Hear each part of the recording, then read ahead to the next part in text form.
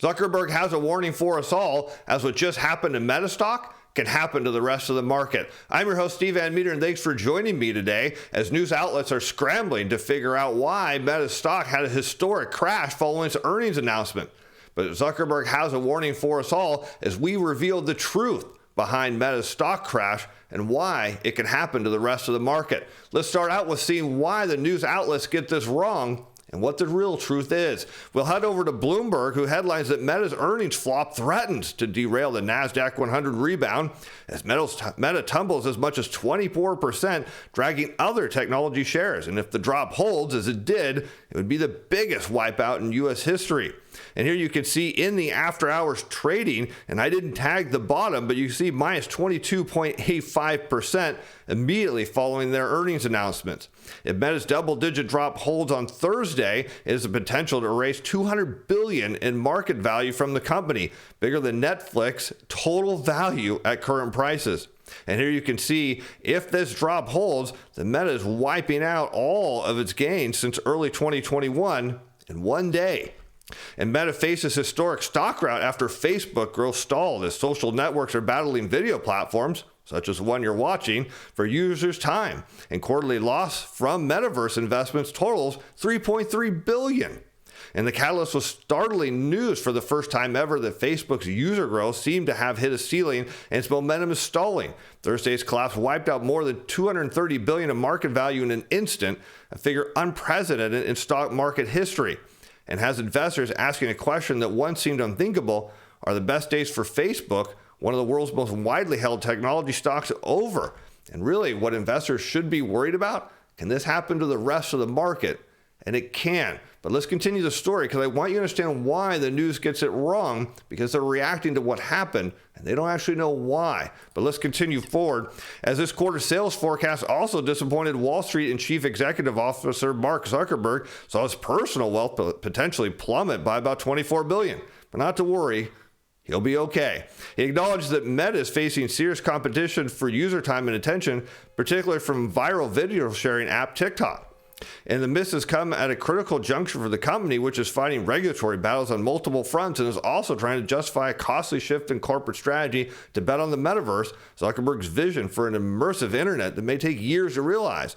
For the better part of a decade, it has seemed like Facebook would never stop growing. Now young users, the future consumers of its advertising, are choosing platforms like TikTok and Google's YouTube for entertainment and community instead.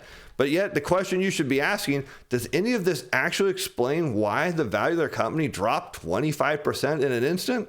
Well, let's keep going. Maybe somewhere the news will figure this out. I don't think they will.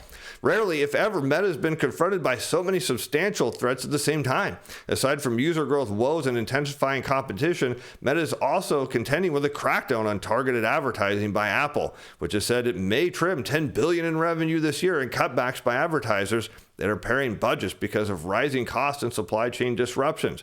Well, I can tell you for a fact that the first quarter is normally seen by cut by advertisers, because they normally do most of their advertising in the fourth quarter when people are holiday shopping. So this shouldn't be a surprise, but let's keep going, because net income in the fourth quarter was $10.3 billion, or $3.67 a share, falling short of $3.84 a share as projected by analysts.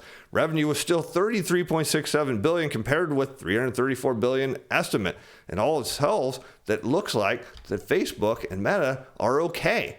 And yet, how does that explain this big of a drop in stock prices? In fact, it doesn't. And that is the challenge here for investors, is none of this actually makes any sense.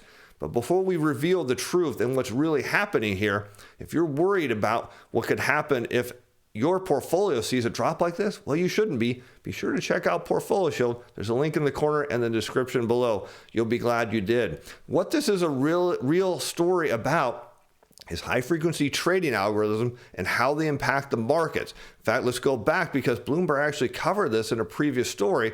They just didn't connect the dots, and I'll explain to you exactly how this happened and how it can happen to other stocks in an instant. So high-frequency trading is changing for the better, as pure speed is no longer the only thing that matters. And the key to realize is high-frequency trading is two things: a latency arbitrage and liquidity provision. The key focus here for us is liquidity. Latency arbitrage means getting an advantage by being faster. And when an order comes to market at a good price, the fastest trader to take it wins. And when price moves, the slowest trader to stop taking order loses. This is important to understand because the market today is not about the best execution price. It's about speed. How fast does your trade go through? The price actually doesn't matter too much. In fact, it doesn't matter at all. But let's continue because I want you to understand this and how it impacted Meta stock. But high-frequency trading was not about speed. First being is no advantage if you take a bad trade. Key, bad trade. High-frequency trading was also about executing the non-toxic trades, those that do not reflect any price-moving information quickly at better prices than the bid or offer, and rejecting toxic trades. Key words, let me say it again, rejecting toxic trades, which forces market prices to react more quickly and accurately to new information. This means lower costs and more efficient prices for non-informed investors, especially retail investors, and at the expense of profits for traditional liquidity providers and traders with information not reflected in prices. And that is the key point, is toxic trading. Now let's go to one last piece, and then I want to walk you through what's happening here. Is high-frequency-like trading techniques are now being embedded in the market structure for liquid developed market stocks and the more attractive exchange-traded futures and options. It's no longer a separate business nor sources huge profits. It's part of everyday trading. When you push the buy or sell button, there is a high probability that your trades are being front run by a high frequency trading algorithm.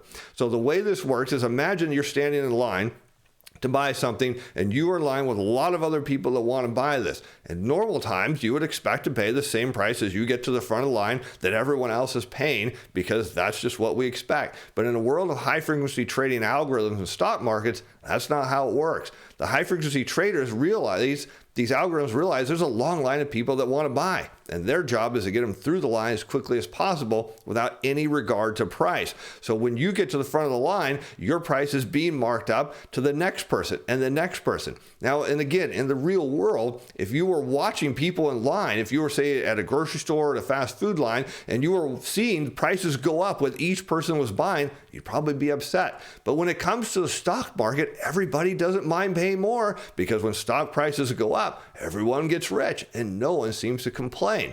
But yet these trading algorithms not only work on the way up, which is why you see stock prices tend to rise real fast, because when it sees there's a lot of buyers, well, it just marks the price up and crams the executions through. It can also do it on the way down.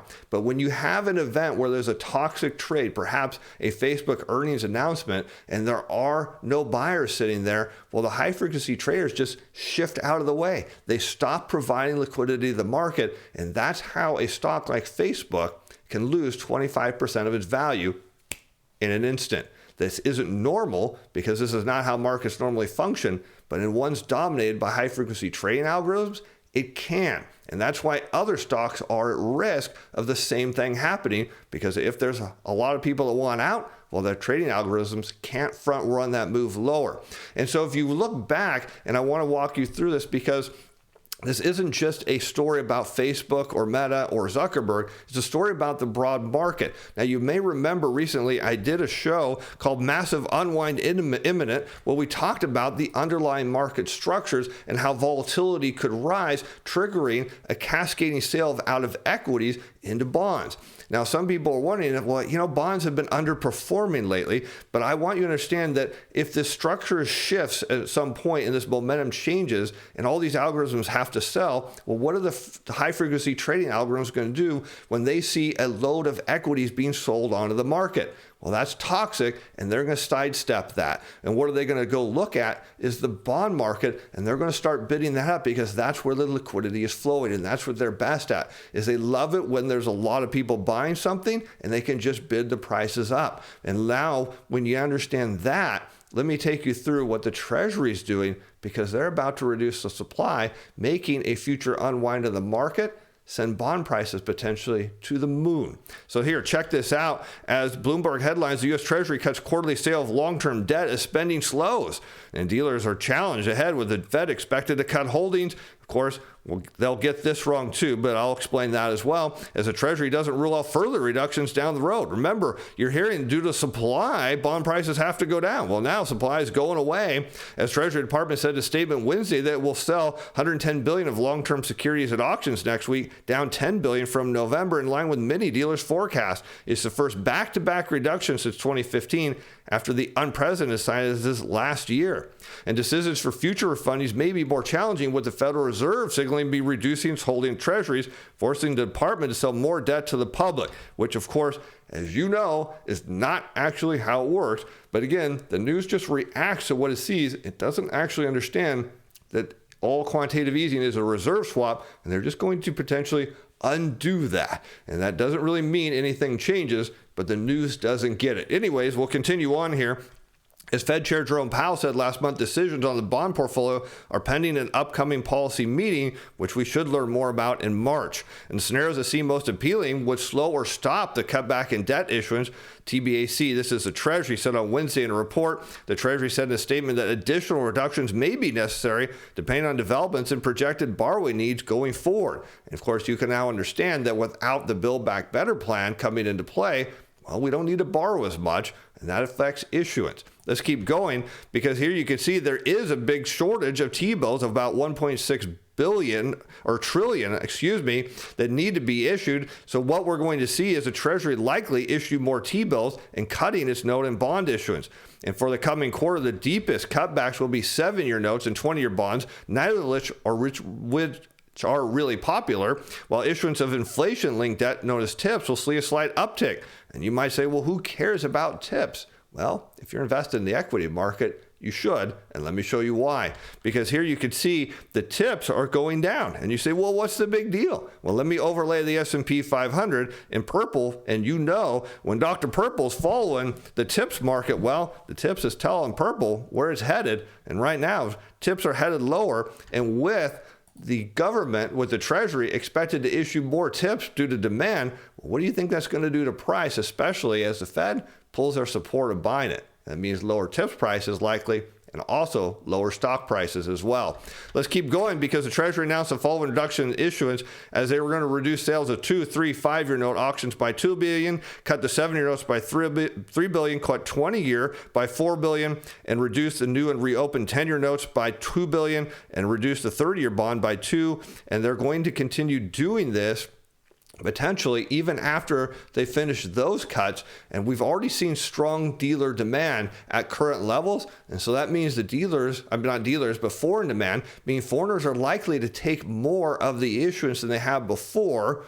And as a result, we know that's going to happen due to the trade imbalance and all the ships sitting off, say, the ports of Los Angeles and Long Beach. And so what this means is when there is a reversal in the market and there is a flight to safety, there isn't going to be all those bonds there. The high frequency traders are going to turn their back on the equity market and focus on bidding up the bond market where all the money's flowing. And now you understand why what we just saw with Meta's stock is really Zuckerberg's warning of what is to come to the rest of the market. And with that, I'm Steve Van Metre. Thanks for watching. Appreciate you being a fan. Bye now. The content of this video is provided as educational information only, is not intended to provide investment advice. It has to be construed as recreational solicitation by or selling a security, financial instrument, or participate in any particular trading strategy. This video was prepared by Steve Van Metre. Personal capacity opinions expressed in this video that do not affect the Atlas Financial Advising or Steven Van Metre Financial.